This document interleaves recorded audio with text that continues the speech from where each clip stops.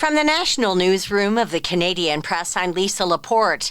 The federal Labour Minister says Ottawa isn't about to order Canada Post employees back to work. Postal workers across the country hit the picket lines today after contract negotiations failed.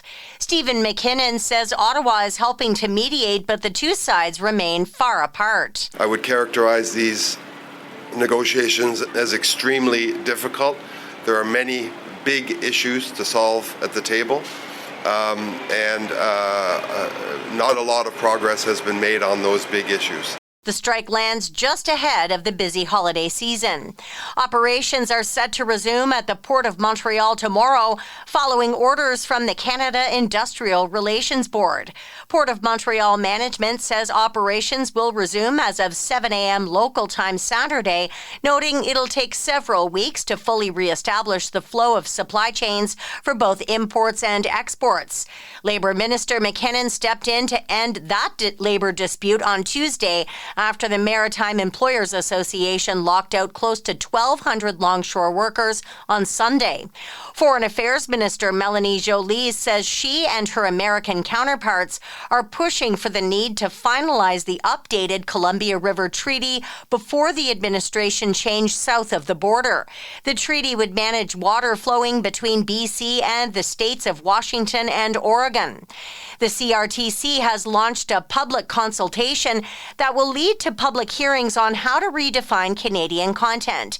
It's part of the CRTC's implementation of the Online Streaming Act, which updated broadcasting laws in order to include online platforms. Part of the effort involves ensuring Canadian content is visible and easy to find when using streaming services. Canada has finished trade negotiations with Indonesia, paving the way for a deal next year with the world's fourth most populated country.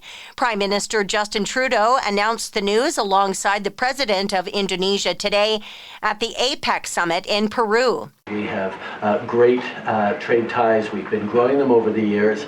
And to be able to announce today that we have signed a free trade agreement with Indonesia between our two countries is great news for both of our economies, for growth, for prosperity, for workers, for businesses. Trudeau also announced a new focus on Canadian nuclear energy exports and cooperation across the Indo-Pacific region.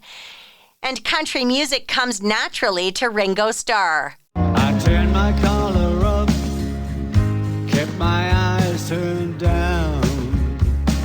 The former Beatle is set to release a country album called Lockout in January.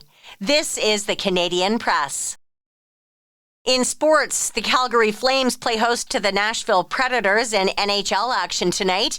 Meantime, Toronto Maple Leafs captain Austin Matthews looks set to miss a sixth straight game when his team hosts Connor McDavid and the Edmonton Oilers tomorrow night. Leafs head coach Craig Berube says the team continues to be cautious about its captain. We want to get him 100% right. We want to get it behind us so we can, he can move forward and we can move forward here. Matthews remains listed as day-to-day with an undisclosed upper body injury. He hasn't played since November 3rd. Canada will face Britain on Sunday in the quarterfinals of the Billie Jean King Cup women's tennis tournament. Britain advanced with a first-round win over Germany. Canada had a first-round bye as the defending Cup champion.